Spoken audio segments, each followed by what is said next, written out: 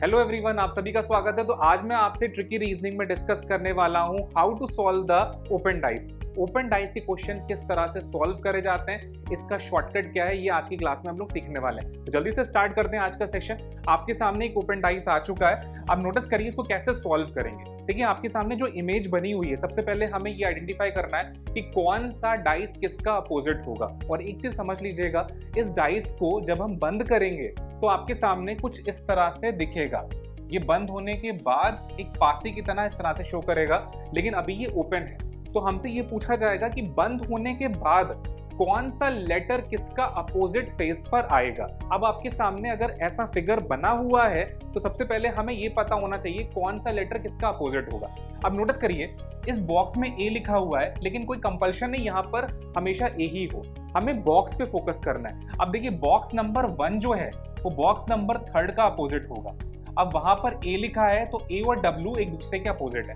हो सकता है वहां पे कुछ और लिखा हो, तो बॉक्स पे फोकस करना है। उसके अंदर जो भी लेटर होगा वो उसका अपोजिट होगा। तो ए का अपोजिट क्या निकल कर रहा है? डब्ल्यू। ये चीज ध्यान रखिएगा। इसी तरह से नोटिस करिए ये वाला जो बॉक्स है जिसमें पी लिखा हुआ है और यहाँ पे जे लिखा हुआ है, तो पी और जे बॉक्स आपस में अपोजिट होंगे। अब नोटिस करिए हो सकता है यहाँ पे कुछ और लिखा होता, लेकिन जो भी इस बॉक्स में होगा वो 3rd नंबर वाले बॉक्स के अपोजिट में होगा। इस चीज पे फोकस करना है। अब जो रह गया कौन है? मिडिल में। ये दोनों एक दूसरे के अपोजिट होंगे। तो ई का अपोजिट कौन होगा?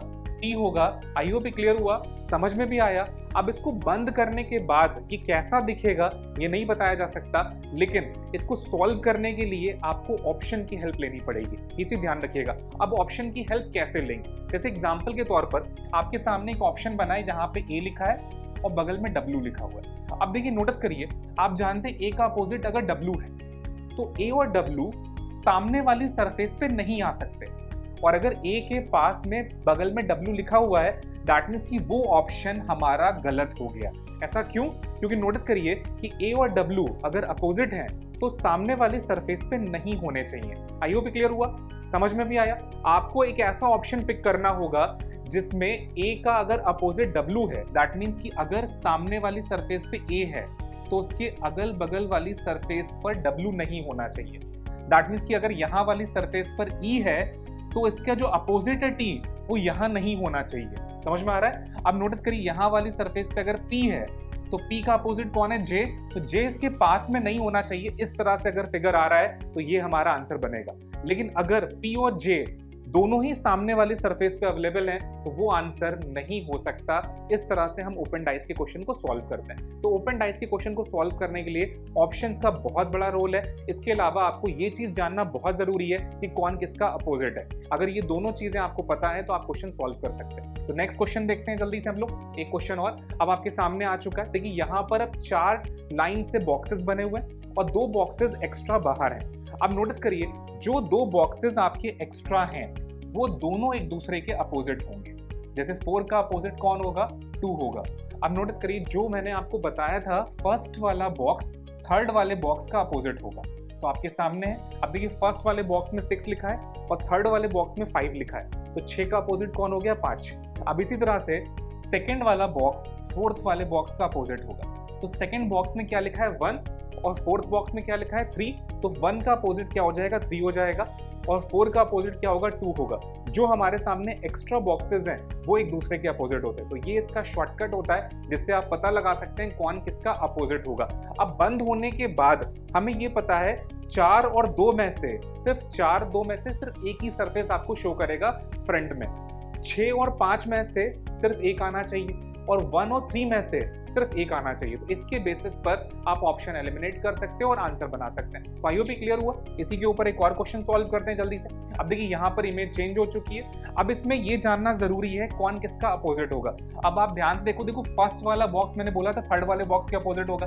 तो यहाँ पे फर्स्ट 3rd का अपोजिट आ रहा है तो एक्स Z का अपोजिट हो जाएगा। इसी तरह से नोटिस करो Q R का अपोजिट हो जाएगा और Y P का अपोजिट हो जाएगा। इस तरह से। तो आई होप क्लियर हुआ कि कौन सा सरफेस किसका अपोजिट हो रहा है। अगर ये चीज आपको पता है तो नोटिस करिए Y और P में से कोई एक ही एलिमेंट आपको फ्रंट में दिखेगा, X और Z में से कोई एक दिखेगा Q और R में से कोई एक दिखेगा।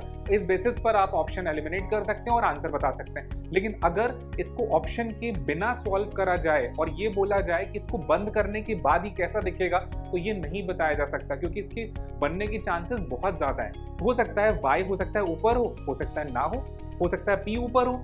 तो आप किस सरफेस को ऊपर रखेंगे, किस तरह से करेंगे, तो ये पॉसिबल नहीं होगा। तो ये चीज ध्यान रखिएगा, बिना ऑप्शन की हेल्प से ओपन डाइस के क्वेश्चन सॉल्व पूरे नहीं होते। ये चीज ध्यान रखिएगा। आपको ये जानना बहुत जरूरी है कौन किसका अपोजिट है, और साथ में ऑप्शंस की हेल्प लेनी है, तभी क्वेश्चन कंप्लीट होगा। इसी के ऊपर नेक्स्ट क्वेश्चन सॉल्व करते हैं। अब देखिए नेक्स्ट क्वेश्चन भी आपके सामने आ चुका है। इसमें नोटिस करिए R का अपोजिट कौन होगा, O होगा।